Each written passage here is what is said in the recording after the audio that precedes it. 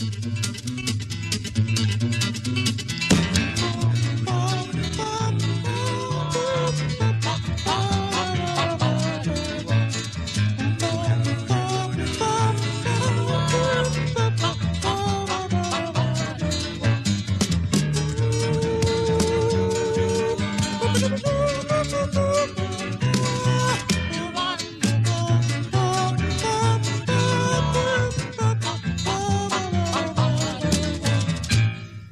the Week with Robert Robinson.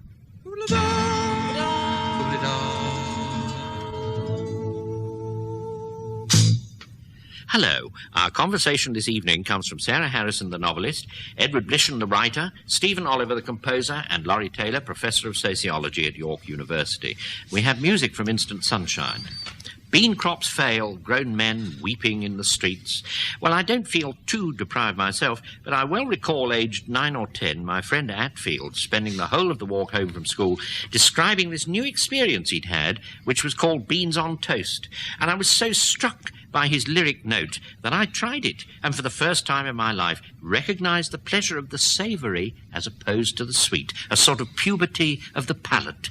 Moments in a young boy's life. Any such baked bean epiphany come your way?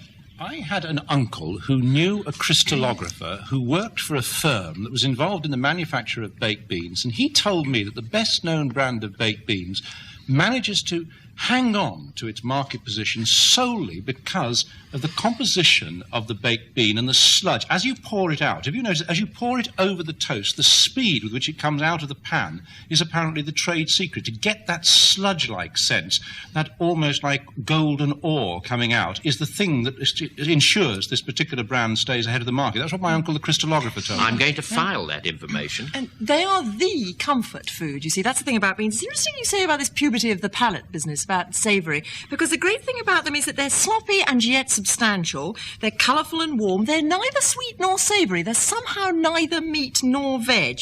Easy to prepare and always the same. But the other thing is that they have become a very useful kind of gastronomic barometer. I mean, there was a time when you said, oh, he's living on baked beans. Well, that was the cry of every mother whose progeny was living away from home in a flat. It was synonymous with not taking care of yourself. Then all of a sudden it was discovered that the bean was protein-rich and fibre-high. You know, that most of it went straight through you, but what was left did you good. But now, alas, we are in the age of the food additive and the artificial colouring. So now they're a bit of a no-no again. It's very interesting. So much is invested in the Aren't we discussing this topic because, in fact, there is a problem about the baked bean, and surely this, and the manufacturers quite rightly say, you know, don't panic, there will be beans here in the end. And surely they're right to tell us not to panic, for the reliability of the bean is absolutely of its essence. It is, as Sarah says, neither sweet nor sour, neither tough nor smooth. It's a kind of nothing. Its only function is to be infinitely reliable. That's why it's so popular with families and children. And once, in howsoever small a way it has become unreliable,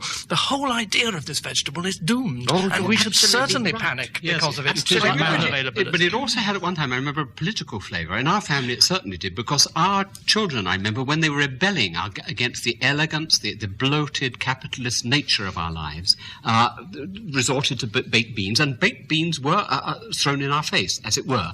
And it was a protest against refined eating. I think among those, in fact, who will be regretting the temporary shortage are those who will be deprived of a weapon of protest. Wholly disagree with Edward's view that it is in some way an attack upon the pretentiousness of food. It was, for me, in childhood, an example of snobbery in food. I had never, before I went away to school, met the baked bean, and I approached it on my school dinner table with all the fascinated fear that English monarchs approach sheep's eyes on tours to the Middle East. I like the sound of it, though. I very well remember going to a Lion's Corner house with my mother, and with all the sang-froid of an undergraduate ordering quail's eggs, ordering baked beans on toast for the first. How grown up, she said.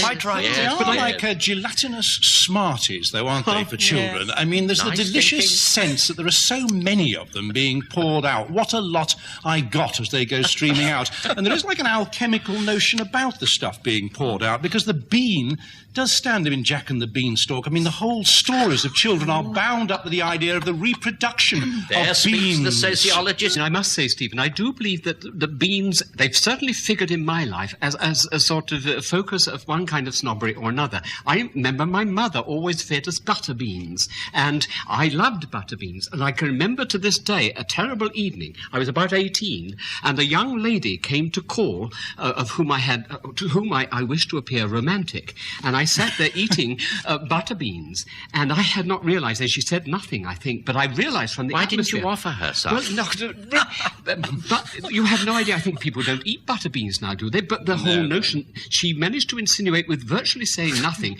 that baked beans were, as butter beans were associated with flatulence. And this was not an idea I wished to have associated with me. They're coarse. They're coarse. They're No coarse. question. Yes. Oh, you've summed it up, Bob. That's No, all well, I was trying to get at. not. They're coarse. I hope That's not. right, and we mustn't overlook the Western connection. I'm sure you all remember the sublime scene in Blazing Saddles, where the old cowpokes are sitting round the fire, shoveling in the baked beans off tin plates in the approved manner, and the yips and notes are interspersed with these deafening flatulent reports.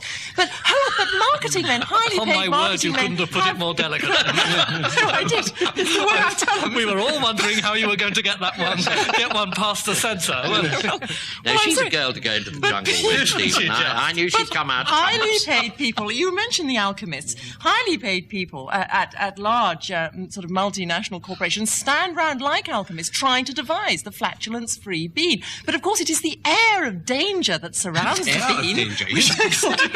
Dangerous air, yes. Which adds to its charm. But also, a part, you see, that they are also devising at the moment, because I went out and did a little bit of spot testing in my local supermarkets. I knew we were going to talk about this, and I bought some of the new Weight Watchers baked beans, which it says on the side, no added sugar and reduced salt to the minimum possible without impairing the traditional flavour. But in fact, the traditional flavour is salt and sugar, really, when you come to think about it. So the idea, because these are the two primary children's tastes, the tastes of sort of Marmite and other goodies, those little things which lie around. I think we have only touched on the essence of the thing, which is its mealy nature, the actual consistency of the thing. Now, the only time I really ate them, it was in the wartime, and things on toast like tomatoes on toast were ambrosial, really. And to this day, there are moments when only the classic dish of sausages with baked beans will do. Do you mean those little sausages like sawn-off fingers you get in the tin? I do not mean the sausages you buy with the baked beans. I mean other sausages brought from otherwhere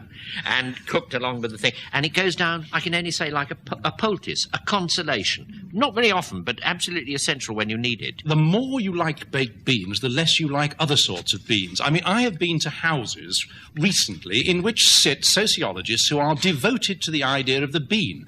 All around them, like a Victorian chemist shop, lie these glass jars filled with black-eyed beans and Mexican beans and green beans and black beans. But not a single baked bean has ever been in that place. It is totally we have to spread it a little wider. Now, we can conceive of beans on toast forming part of tea.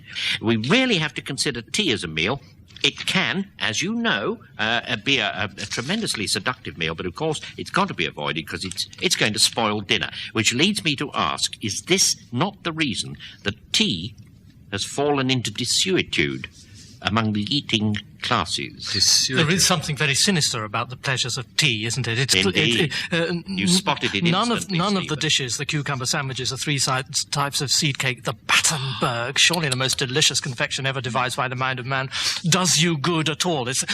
Tea is to health what the garter is to other honours. There's no damned nonsense about merit, is there? It is clear that the tea, nothing in tea is designed to satisfy legitimate hunger. It is clear that when Comus presents to the lady all the pleasures that can delight and sate the curious taste, he is presiding over nothing less than the tea table. I don't believe there's anything left to be said. I think so. However, let's just try. Well, Stephen has said, well, I'm just going to say what you said, Bob. In fact, I had never realised before, it is the beauty of it. It was that it was the entire... I say was, because I don't believe it exists, really. No, I think it's gone. It was that it was a totally unnecessary event. Just so. And it's the unnecessity of it, and also the strict adherence to this unnecessity, which betokened a world which rather liked to strictly adhere to unnecessity, really.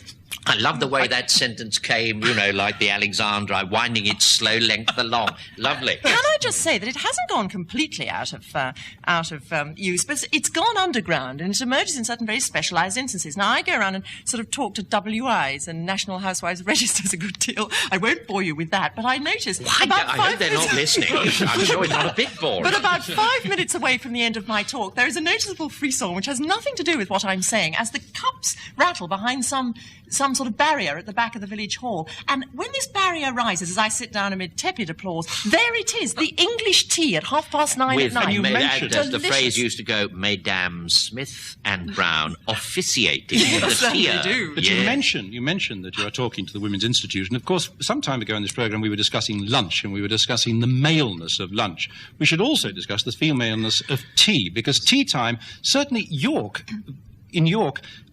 Still going on there, yes, is it? In York, tea at Betty's in the afternoon at this little shop in the place is a place where large Yorkshire ladies come out and spoil themselves from the cake trolley. They sit there, and the assistants who bring round... I mean, Mephistopheles could hardly do better. The trolley is angled in directly close to the elbow, and the cakes are nudged forward so that ladies turn, and with only a slight turn, can take and select and indicate the cakes, and they come back. Across the road at Terry's, another marvellous tea place. In fact, they are still serving a Welsh rabbit, which is like a secret.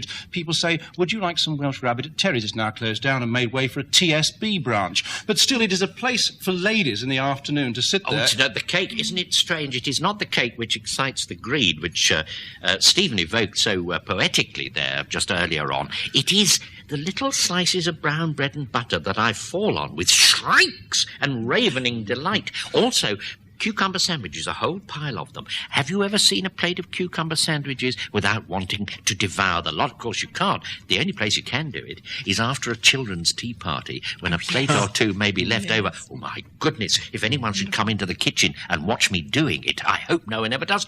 Real grown-up dishes like, roast partridge or steak with a bit of gorgonzola cheese on. Well, I like it. But I have this ravening greed for these mounds of egg and cress sandwiches. I just want to come in, Bob, with a sort of famished footnote here, but, because someone said something about spread. Now, my recollection of some of the great and horrifying teas of my childhood was that they were not spreads. Whatever the opposite of spread, they were little tiny things, shrunken things. And we used to go to Mrs. Hawkins, and Mrs. Hawkins meant inexorable seed cake. I hated seed cake, but you had to have seed cake, and it was all it was, apart from a few parched, no cucumber, a few parched sandwiches containing anonymous interiors. And then you had your seed cake. And if you couldn't refuse your seed cake because it was refusing Mrs. Hawkins. Yes. Actually, yes. Mrs. Hawkins and her tea were identical. And you had to have Mrs. Hawkins and her tea together. That's very interesting, Edward. In this little book that we've been looking at, which is called Tea in the Ritz, the lady in it mentions... written little absolutely, document, but there's a slight sort of lack of focusing on her remarks about Dickens, I think. That there's a feeling, she says, Dickens characters are always having wonderful teas. I don't think that's true. It's only the faded, diffident people on the outskirts of Dickens novels who have teas. I think Mrs. Hawkins and her seed cake come in most appropriately here.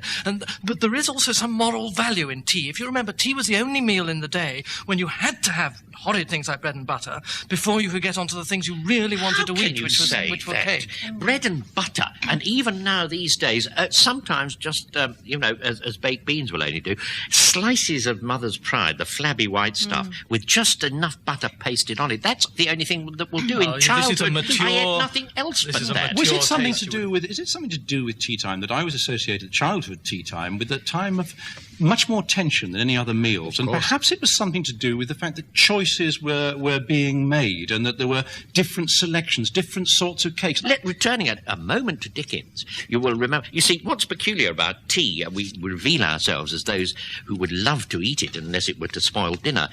But the drink tea is so appalling, and we refer ourselves, do we not, to the Brick Lane branch of the Ebenezer Grand Junction Temperance Association, where, of course, they were drinking tea, and the elder, Mr. Weller, says there is a lady in front of me who has drunk 9 breakfast cups and a half and is swelling visibly. And one feels, if it was only I forbore to do it. Do you know, I think that's the only error Dickens has ever made to make that phonetic distinction. However, that's quite another topic. We may discuss it one day. But when you get up from the wrong sort of tea, when it's simply a cup of tea and nothing much, or a slice of toast, half a slice of toast, you feel your legs are going to be sloshing about with this dim, dumb, unexciting, unenlivening liquor. Is there a duller drink than the drink tea? Well, the fact that Tony Benn drinks it all day is surely significant. I hadn't thought of that. Bob, they got Colley Cibber at the beginning of the book quoted that beautiful phrase for it, glorious insipidity. Yes. But I am struck by what Laurie said earlier. I remember the teas of childhood as great moral arenas, because I knew that your nature was being judged by what you did about cakes. Yes. So you had this plate of cakes, and everybody all the adults watched to see how you behaved in relation to these cakes. It was rather like the caskets in what's the Merchant of Venice. Merchant of Venice, yes. Which was the top prize. Which was the best cake. You knew, yeah, that's right. You always decide the best. What you wanted was the if you top took one. the slab of yellow. But you knew the one who was going to get the princess was the one who took the rotten little nibbled rock bar. But if you were going to have 2, Edward, then you took a lousy one because that entitled you to a good one later. But I used to go to tea with the Coles. I'm sure they've gone since, so I can quite openly mention them. Wait and see. Well, we should know. Anyway, they used to have sugar on toast.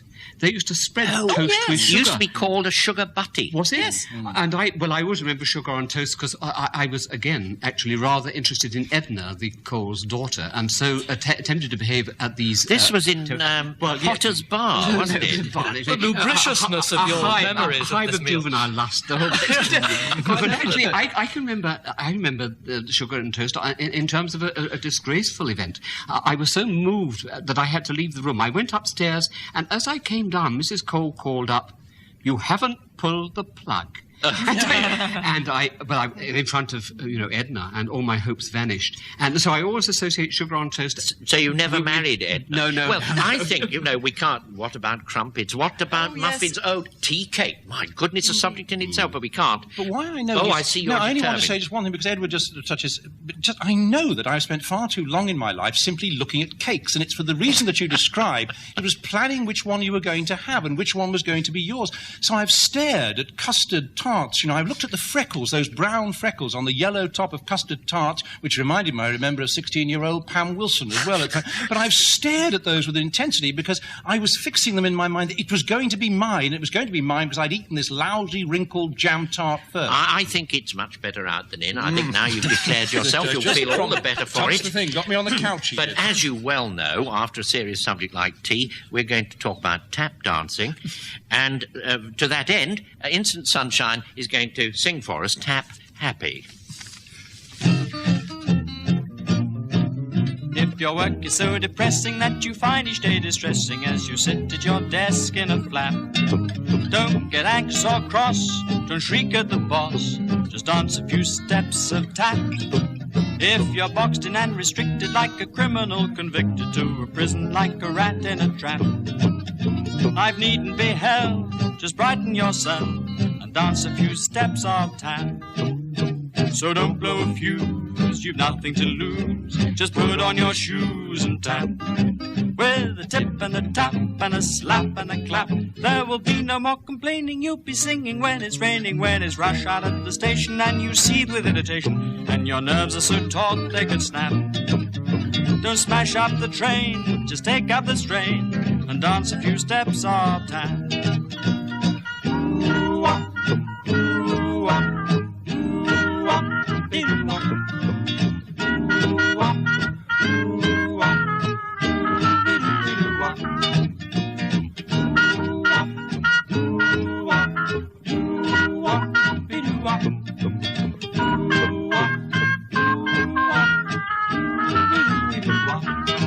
When you feel down and dejected, introspective and rejected, and the future's a long grey gap, when you're driven to drink and you feel you may sink, just dance a few steps of tap. If you're dozy and still yawning at 11 in the morning and you're longing for a quiet nap, if you're down in the dumps, just put on your pumps and dance a few steps of tap. Don't take to the booze or get on a cruise. Just put on your shoes and tap. Just a simple routine and your worlds are serene. As a lyric ode by Shelley, when you're hoofing it like Kelly, when you're dancing and tap happy to a rhythm neat and snappy, then your wildies don't count a scrap. Then you're walking on air, you could be Fred Astaire when you dance a routine of tap. When you dance a routine of tap. Ah, tap dancing, tap dance. That's what they were singing about, and barely could control their itchy feet, I dare say. But I think it'd be nice if there happened to be a book called Memoirs of a Tap Dancing Man, or even Tap Dancing Through Upper Burma, or perhaps a theory and practice of tap dancing by a member of the aristocracy. Tap dancing, the history of an obsession. My life in tap by Old Stager. Tap dancing, days and ways. Well, I'll stop. It's just that as ballet dancing seemed funny to Beachcomber, so tap dancing seems funny to me. You can imagine some people doing it, but not others. Yes, the Duke of Edinburgh's got the figure for it. Also the space. I can see him spinning round one of those empty ballrooms in Buckingham Palace when the footmen have all gone to bed. But does Enoch Powell tap dance? Hard to imagine. I'd no idea that there was all this crypto tap dancing going on. I thought it had all been swept away along with the tin church halls of suburbia, where it mostly seemed to happen. But here's Roy Castle with a handbook to the thing, and in East Molesey, my correspondent tells me, men tap dance their way to the 8:15. The revival of tap dancing in East Molesey, translated from the Swedish by Bang and Olofsson. Ideal stocking filler. But perhaps tap dancing doesn't take you in this way. Now, was there a lot of tap dancing in Potter's Bar? Well, no, we didn't. Because I thought it might have been the home of tap Only on the dancing. screens of Potter's Bar, but we all were infatuated with the notion that we might tap dance. I mean, most of us in dreams floated and levitated and all that sort of thing, but we levitated in a tap dancing sort of way.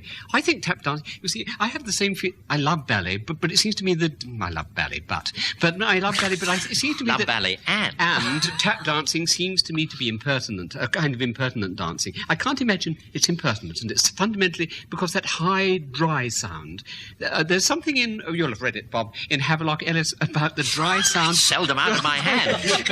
About the dry sound. Read and reread. But not about what you're thinking. It's about dancing. It's about the sound of the castanets and that sound of the Spanish dancer's heels and the zapateado. And he says that it is the most maddening, sexually maddening sound in the world. Arousing in that sense, not just irritating. Right. I don't know why you... Because I remember there's a lovely play by Henry Reed, in which I think it's based on Don Juan, and I think Don Juan's servant says when the lady is doing her castanets, she's shaking those things at us again. So I didn't think it was too sexy. Oh, but well, it's there, a great fantasy of mine. I've never even had a lesson at tap dancing, but I've been going to see 42nd Street, and at the beginning, the curtain rises just 18 inches to reveal 50 pairs of tapping feet, and the hair rose on the back of my neck. I wanted to be up there. Golly, I did. And one of its charms, now you see, you're rubbishing it a bit, and so are you. One of its charms is that, and why it will never rate sort of all that high in the league table of terpsichore, is that at its best, no matter how...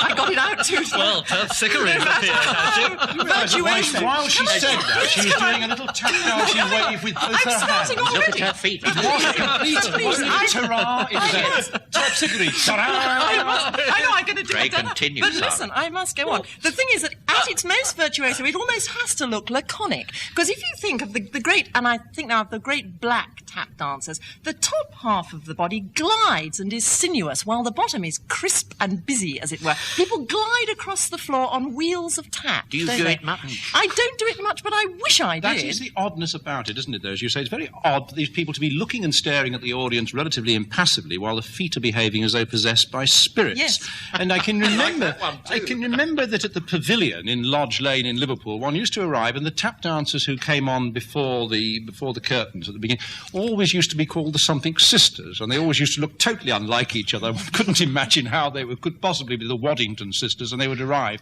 But then I can remember as a sort of 17-year-old pubescent looking at them and trying, as it were, to think that these could be mine, or, that the Waddington sisters could be with me tonight. That's But the then, way as you it put were, it, was it? somehow being unable to join the top and the bottom half together and perceiving this erotic disjuncture. I should like to just, if I could, just wade out of this miasma of lubriciousness that seems to have overtaken all the gentlemen. Not a moment too soon, Stephen, if you want the my gentlemen on opinion. this programme, and merely point out that our patronising and scornful references to the tap dance is surely to be focused on the idea that the admiration proper to this skill is the admiration we have for those clever people who paint pictures with their teeth or their feet, for clearly the tap dance is actually drumming. Drumming is quite easy to do with the hands, but extremely difficult to do with the feet. It's nothing to do with dance at all. What these people are doing is making a noise, and so we are watching someone doing something with a set of limbs for which it is not particularly well designed. That's the only... I remember, you can imagine that auditioning for musicals, people commonly come and give us their song and then give us their tap dancing. And I remember thinking that one of the girls who varied her entertainment of the tap dance by twirling a hula hoop round her waist, and I remember thinking then how little I minded not being able to do it. Yeah, no, but then we must address ourselves and that shortly to the question of Fred Astaire, because Fred Astaire, there's no doubt about it, was tap dancing. The thing about Fred Astaire was you didn't notice he had arms at all. You didn't even hear the clickety-clickety-click of the thing. You just thought he was doing something almost like ballet, the rigid discipline of ballet, and he was doing... Look at Gene Kelly, who also tap danced, but you didn't quite notice it. But your attention was drawn to the way Gene Kelly waved his elbows, still does on the films, waved his elbows just like old Mother Riley in those old British films. The one man danced, you didn't notice he'd got arms. The other man danced, and it was the only thing you noticed. Both were tap dancing, but both were supremely good at doing something better, namely dance, just dance. But Bob, just as ballet dancers, who are fundamentally, I suppose, using a serious sort of skill, can sometimes amazingly turn that skill to highly comic effect. So I think the Fred Astaire thing, the amazing thing about Fred Astaire is he's using what is essentially a witty, impertinent, sort of vulgar activity, and he can produce out of it wistfulness and romance and melancholy. Sure. In fact, he could... But do you notice he's actually tap dancing? No, you don't, because he's just... Who is he? He's just a person totally composed. He's a totally composed person whose entire activity, when you sum it up, is not composed at all. Yes. Because, in fact, it is highly galvanised. He's in a fever of action. Would you claim, Edward, that the tap dancing has emotional content? Surely W.S. Gilbert is simply right when, in a satirical sketch about an actress who tap dances during one of her songs, and the director points out to her that the song is about her mother who's run off with a sailor and her father who's hung herself in the library, and asks why she thinks a tap dance is a good idea. She replies, I suppose the girl might do it to keep up her spirits. But one might almost say of W.S. Gilbert's verse that it was tap dancing of the verbal sort. I'd leave you with that thought as Sarah speaks. There's a song that goes something like, if Benny were here, he could correct me. It's something like, my sister's feet go pitter-pat. I said, I can do that.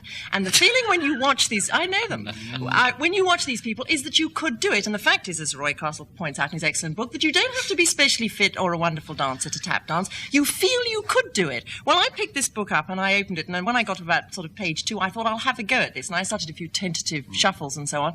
But the dreadful thing was that when it was broken down into things called tapiokas and flambés, slurps, followed, not unsurprisingly, by repeats and cramped rolls, I discovered that, when it was reduced to its mechanics, you knew how it should look because you've seen them do it on the telly. And it's a trooper's thing, isn't it? Ernie Wise, he can just burst into a fit of tap. You notice that the critical thing about it, because I've got up to lesson 5, and then I suddenly realised that it was impossible to do it because, rather like one of those Weetabix cutout figures, I lack any sense of balance. On one foot, and the essential thing about tap dancing, being able to stand on one foot for periods of time without keeling over, really rather like an injured toy. You never noticed that. No, it is. But on one foot, I'm fine on 2, but 1 seems to be sort of like unreasonable. But the other thing about that is that's feeling, because you see, there are pastimes, well, not pastimes, but if you take something like professional diving, and you see people go on the high board, you don't ever think that I could do that, do you? You doubt if you could climb the steps to the board to start off with. But the idea of turning somersaults in the air, yes, but the tap dancing, and that is also related to what you talked about. You talked about the Duke of Edinburgh having sufficient space to do it in your opening remarks. You do need it. Yes, but it is the feeling. The wonderful thing about tap dancing is the idea of taking over this enormous area of space. It is rather like, that was the excitement of watching Astaire, that he'd always start off in a relatively small area, then gradually expand, and then the entire universe was one occupied by him moving around. And I went to see Donald O'Connor, I remember, at the Empire in Liverpool. I loved Donald O'Connor. And he had this wonderful tap routine that not only did he start slowly and then take up the whole stage of the Empire, but he did the trick that he did in the film, namely tap, tap, tap, tap, tap, across, backwards and forwards across the room, over chairs, on tables, round, and then finally ending up, tap, tap, tap, tap, then up the wall. Straight up, Straight up the wall, over and down Isn't again. it strange? This is a million miles away from the church hall in Douglas Avenue, where very small girls with little plaids would be, and again at the age of 9 or 10, sorry to introduce the note of I the hear lubricious, it coming up again. just that we would peer through the keyhole because there was a not quite young lady in a leotard. This is the man who's not read Havelock Ellis. Who was understood to be fairly arousing if you could see her, and you peeked through and you'd see, and then once, or it might even be twice, she swept imperiously up to the keyhole, opened the door, and she said, just like Boadicea, cheek! And all this stuff that Laurie's just been saying about Donald O'Connor running up the walls, it's so different from that. I thought it was confined to church halls all those years ago. What about Potter's Bar? What you see, Potter's Bar aside, the hop, you see, Laurie, whilst one foot is off the ground, says Roy Castle, you simply jump in the air with the grounded foot and land on the ball of the foot, keeping the other foot suspended. Now, I believe that fundamentally all these beautiful, graceful things that some of us would like to do, but are heavily inhibited because we're intellectually rather advanced and all that sort of thing, all those excuses. The real problem is that you may actually read this and follow this, but the eventual thing which makes the whole thing beautiful has nothing to do in the end with the science of it. Of course, you have to know the science, but in the end, the person who really ravishes you with tap dancing has something else, which you can't be explained. He transcended. I mean, he transcends. But isn't it a mystery that Roy Castle should put out this book, and I advertise it now because I see part of the profits go to a good cause. Read it out, Edward, the good it's cause. Part of the proceeds from the sale of this book will go to the BBC Children in Need Appeal. Right, very, and very good enough for that. But where are the people, whoever they may be, crypto tap dancers or open, out of the closet tap dancers, where are they going to do the tap dancing? I mean, you can't get up at a party and tap dance. Well, there is a sad beginning to the book, isn't it, where it says, on the whole, you can't do it on carpets. And you probably, in most houses, can't do it in the kitchen because the kitchen's all right as far as sound is concerned, but it will scratch the kitchen. And then he produces the idea of little boards of chipboard or blockboard or something of that nature. And at that point, of course, surely a very arrogant personality that going to a party thinking, well, I'll just take my tap dancing board in case they are. Where do you think this seems to be the then? pons asinorum of social aptitude. Well said, but what else do they do with the skill? Well, precisely, what is the point of this? But that's the fantasy, you see. Well, Sarah says, you see, it's a little fantasy that there you are at the corner of the party, you're standing by the door, and somebody is playing some records, and you start just quietly just tapping your feet, and someone says, oh, you're quite good at that. And you say, not too bad, and you start tapping a little bit, and doing the slurp, and then you go on to the cojito a bit, and they say, we'd like to see some more. Then they roll back the carpet, they pull it back to the doors, people form a ring round you, and you slowly step into the middle, and you go away on the cojito, going away like a wild flamenco dance, that wonderful impassive face and the vital feet. That would be my friend from East Molesey, he tells me that he has this feeling every time he sits on the parquet floor in his own lovely home. He sits in the chair. He feels that his feet can't be stilled. And I say, listen, you're talking about Lancashire clog dancing, than which there is no duller spectacle, unless you're a member of the cognoscenti and know what you're looking for. I sit next to him at the festival hall. I mean, everybody at the festival hall does tap dancing to Brahms and Beethoven. I hear this great noise.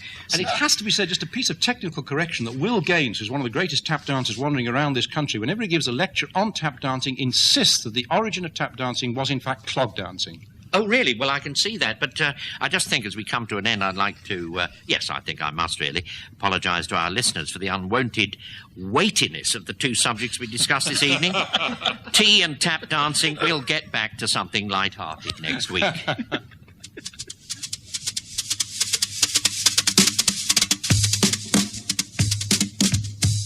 Sarah Harrison, Professor Laurie Taylor, Edward Blishen and Stephen Oliver were stopping the week with Robert Robinson.